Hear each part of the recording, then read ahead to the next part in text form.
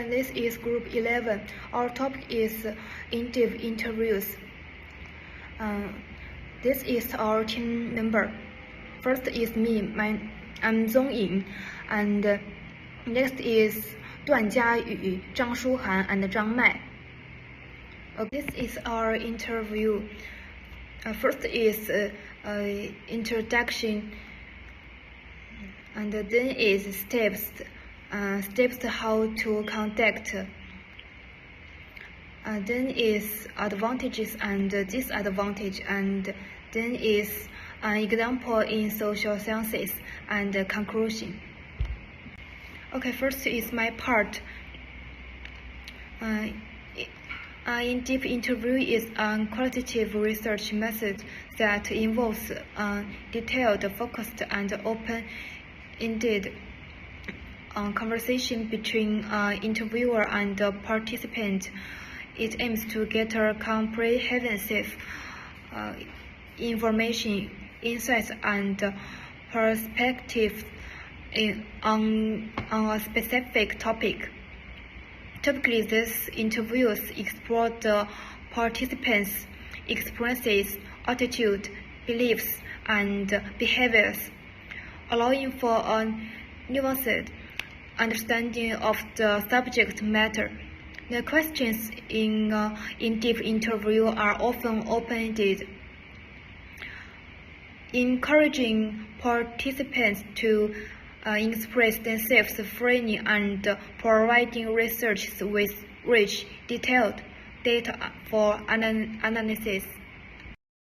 Hi everyone, my name is Duan Jiayu. My topic is type of in-depth interviews. So firstly, I will introduce the structured in-depth interview. These interviews have a predetermined set of questions that the interview follows. Characteristic questions are standard, and the interviewer maintain control over the interview structure, useful for research where consistency in data collection is important. And advantages is reliability and easy for analysis. Disadvantages is limited, flexible. Next is same structure in depth interviews. Pose is combine predetermined question with the flexibility to explore emergent themes. Characters, the interviewers has a guide that can divided to follow interesting list of response. Useful for allowing participants to express themselves more freely. Will still maintain some structure. Advantages is depth of understanding, flexibility, and the disadvantages is lack of standardization and time consuming. Next is unstructured or open-ended in-depth interview. Proposed is no predetermined set of questions. The conservation follows naturally, and characters is highly flexible, and participant driving allowing for in-depth exploration of individual experiences. Useful for exploring complex or sensitive topics where participant narratives are insistence. Advantages is depth and consistencies, and disadvantages is potential variability. Next is step to conduct structures. Firstly is define research objectives. Clearly outline the purpose of your interviews. Identify the research question or topics you want to explore. Second one is develop interviews proposed. For structured interviews, create a set of predetermined questions. For unstructured interview, outline broad topics rather than specific questions. Encourage open-ended. For same structured interviews, develop a flexible guide with a mix of open and closed-end question. Next one is select participants define. Your target participant group. Use multi methods relevant to your research design. The fourth is gain information consent. Explain the purpose of the interview. Describe how the data will be used. Ensure participants' understanding their rights and confidently. Next one is set up the interview. Choose a comfortable and private location. Test any recording equipment or technology. Next is ask questions. This is important, I think. Structured interview need follow the predetermined set of questions. Ensure each participant is asked the same question. Unstructured interview encourage open conversation around the board topic. Allow the participant to get the discussion. Same structured interviews use the guide button. Be flexible to explore emerging themes. Adopt question based on participant response. Next one is probing and follow up. Encourage participants to elaborate on their response. Probe deeper to explore interesting points. And next one is record data. Use recording device with participant consent. Take notes during or after the interviews. Next one is thank the participant. You need to respect your participant. Express your attitude for their thanks because you waste their times and insights. Clarify and follow up steps on our communication. Next one is transcription and analysis. Transcribe recorded interviews if it's applicable. Analyze data using different methods. Maintain confidently and safeguard participant confidently. Next one is report findings.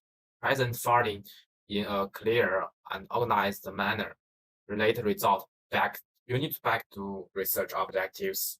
The last one is reflect and literature reflect on the interviews process. Consider add judgments for future interviews or research. Okay, that's all. Thank you. About the advantages and disadvantages, I collected 4 points for each of them. When it comes to advantages, the first one is deep understanding. Picture in-depth interviews as a door opening to understand information. This method allows us to review each person's unique viewpoints and experiences, going beyond surface level comprehension. And the next one is customized approach, like having a tailored conversation for each person. In-depth interviews can adjust questions based on the respondents' answers, ensuring the conversation aligns with each individual's unique experiences and viewpoints. And the third one is freedom of expression. In the relaxed atmosphere of in-depth interviews, respondents freely express themselves without the constraints of predetermined questions. This freedom enables respondents to comfortably convey authentic opinions, aiding us in better understanding their inner thoughts. And the last one is suitability for complex topics. Sometimes there's a need to delve deeply into complex or sensitive topics.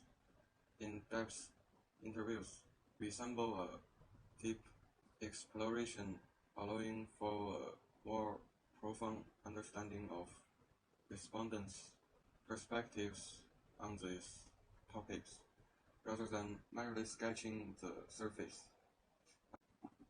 And about the disadvantages, the first one, sample limitations. Think of it like testing a piece of chocolate. A small sample in in-depth interviews is like just taking a tiny bite. This might not represent everyone well, making it challenging to apply research results to a broader context. And the second one is subjective bias. Imagine it as if the interviewer and the interviewee are wearing tinted glasses. This could introduce some personal opinions, affecting the objectivity of the results. And the third one is time and cost. Implementing in-depth interviews is akin to sitting through a long movie. It takes a lot of time and money. This might feel a bit overwhelming, especially when budgets and time are limited. And the last one is data inconsistency. Because everyone is unique, answers in in-depth interviews are like a variety of colorful candies, making direct comparisons tricky. And this can be a headache when trying to analyze the data, because it's not easy to compare and make sense of them. In the social science, an example of in-depth interviews is the study of depressed patients in the field of mental health. Researchers may use in-depth interviews to have one-on-one open conversations with people with depression to gain insight into their life experience, emotional states, coping mechanisms, and perceptions of treatment. When conducting in-depth interviews to study patients with depression, the investigator usually uses open-ended, unstructured interviews to allow patients more freedom of expression. Here are some aspects that may be involved in conducting an in-depth interview with a person with depression, and some questions. First one is subjective experience. Explores the patient's perception of their own emotions and emotions to understand how they experience depression, including feelings of anxiety, hopelessness. A question like, what is your perception of your emotions? The second one is life impact. Understand how depression affects people in their daily lives, social relationships, work, and school. In-depth interviews can reveal how the condition permeates different areas of life. Questions like, what aspects of your daily life have depression affected? The third one is the treatment journey. Investigate the treatment modalities the patient has received, including sex therapy, medication, and so on, and how they respond to these treatments. Question like, how do you approach these treatments and how effective are they for you? The next one is a rehabilitation process. Explores the proactive coping strategies that patients may adopt, mental health support, and successes and challenges in the recovery process. Questions like, what proactive coping strategies have you adopted during your recovery? How have you received help with mental health support, and have you had any success or challenges? The fifth one is social support. Find out how much support is given to the person by family, friends, or the community, and whether this support has a positive impact on the psychological recovery of the person with depression. Question like, how supportive is your family, friends, or community? Then the last one is self-awareness and reflection. Through in-depth interviews, researchers can promote patients to reflect on their own condition, own cognition, and explore their perceptions of symptoms and expectations for recovery. Question like, In the in-depth interview, are you willing to reflect on your own perception? Okay, through in-depth interviews, researchers can collect a wealth of qualitative data that reveals changes in patients' experience, perceptions, and emotions in their daily lives. This approach helps to understand the impact of depression on the individual and the social life of patients. We are also uncovering information that patients may be reluctant or difficult to express through standardized questionnaires. Okay, the finally is concluding. The types of in-depth interviews can be categorized into structured, semi-structured, and understructured formats. Structured interviews follow a predetermined set of questions. Semi-structured follow relaxability with open-ended questions, and understructured interviews are more conversational, letting the conversation guide the direction. Then we are talk the steps in conducting in deep interview. The first is planning. Define objectives and select participants. The second is develop questions. Craft open-ended questions to encourage detailed responses. The third is select participants. Identify diverse and representative sample. The fourth is conducting the interview. Establish report, ask a question, and actively listen. And the next is concluding data. The document responses actively and either through notice or video. And the sixth is transcription. The convert recording data into a suitable format. And the next is data analysis. Identify patterns and insights from the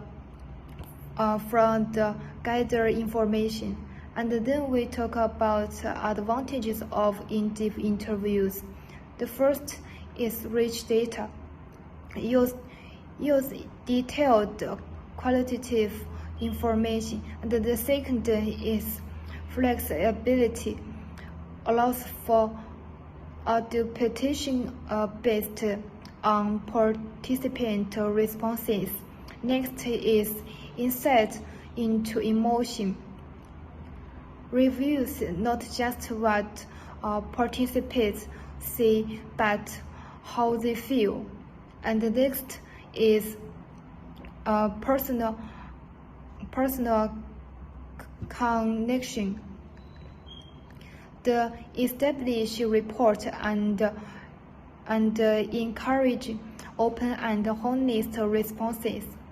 And then we talk about disadvantage of in-depth interviews. The first is resource intensive.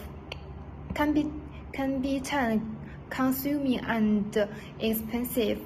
And the second is subjectivity. The interpretation of responses may vary among researchers. And the next is potential for bias. Interview bias or participant bias may influence the results.